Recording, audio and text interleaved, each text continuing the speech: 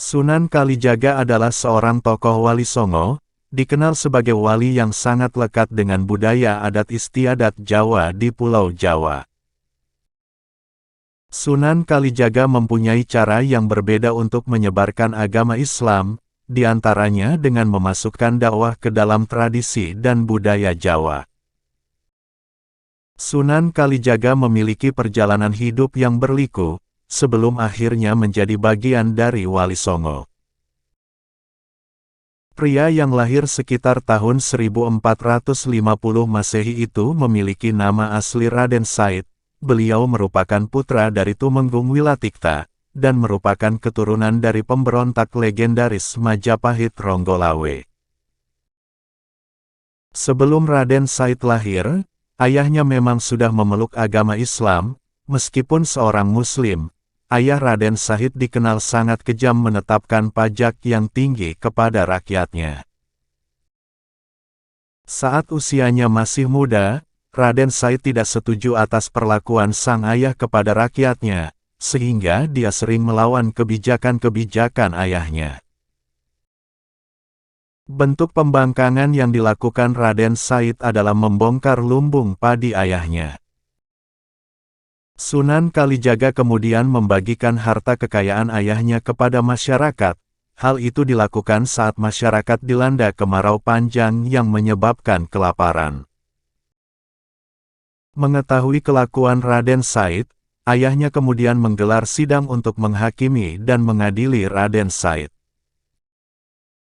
Dalam sidang, ayahnya menanyakan alasan Raden Said membongkar lumbung padi untuk warga. Raden Said mengutarakan alasannya kenapa melakukan itu, karena ajaran agama Islam yang menentang ayahnya yang menumpuk makanan di gudang. Sementara rakyatnya hidup dalam kemiskinan dan kelaparan, ayahnya tidak terima alasan Raden Said, karena menganggap digurui oleh anaknya sendiri masalah agama. Hingga akhirnya, ayahnya mengusir Raden Said dari istana. Kamu baru bisa pulang kalau sudah mampu menggetarkan masyarakat, dengan bacaan ayat-ayat suci Al-Quran, ujar sang ayah.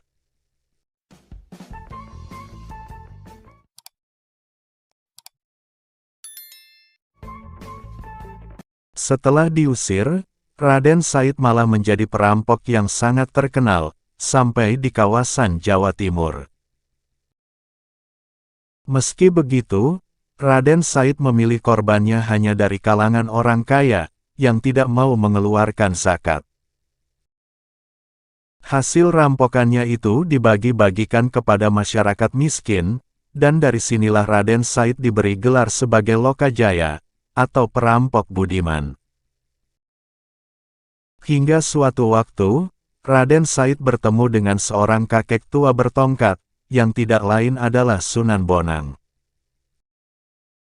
Raden Said melihat tongkat kakek tua itu terbuat dari emas, sehingga muncul niatnya untuk merampok tongkat kakek tua tersebut.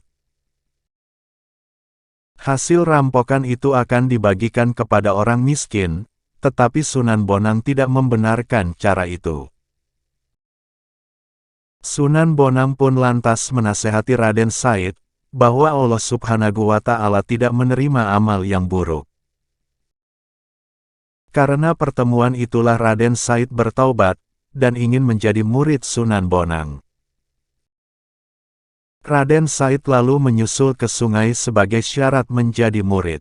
Sunan Bonang lalu menyuruh Raden Said untuk bertapa, sambil menjaga tongkat yang ditancapkan di tepi sungai. Raden Said tidak diizinkan untuk beranjak dari tempat tersebut, sebelum Sunan Bonang kembali. Lalu Raden Said pun menjalankan perintah Sunan Bonang, sampai tertidur dalam waktu yang cukup lama. Sehingga tanpa disadari, akar dan rerumputan telah tumbuh menutupi dirinya.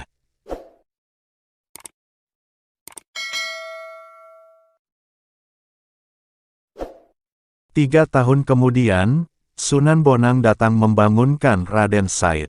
Sunan Bonang mengapresiasi Raden Said, karena telah menjaga tongkatnya dan bertapa. Setelah dianggap berhasil menjaga amanah, nama Raden Said kemudian diganti menjadi Sunan Kalijaga. Lalu Raden Said diberi pakaian baru, dan diberi pelajaran agama Islam oleh Sunan Bonang. Menurut pendapat masyarakat Cirebon, nama Kalijaga berasal dari nama dusun Kalijaga di Cirebon. Nama itu disematkan karena dia pernah tinggal di Cirebon, dan bersahabat erat dengan Sunan Gunung Jati. Sementara riwayat lain menyebutkan, nama Kalijaga dikaitkan dengan kesukaan Sunan Kalijaga berendam di sungai. Seperti sedang menjaga kali itu, dilakukan saat Sunan Kalijaga diminta bertapa oleh Sunan Bonang di sungai, selama bertahun-tahun. Setelah berguru dengan Sunan Bonang, Sunan Kalijaga melanjutkan perjalanan dakwahnya di Pulau Jawa. Itulah kisah perjalanan Raden Said, atau yang disebut Sunan Kalijaga hingga menjadi bagian dari Wali Songo. Terima kasih telah mendengarkan. Mohon maaf jika ada kekurangan. Wassalamualaikum warahmatullahi wabarakatuh.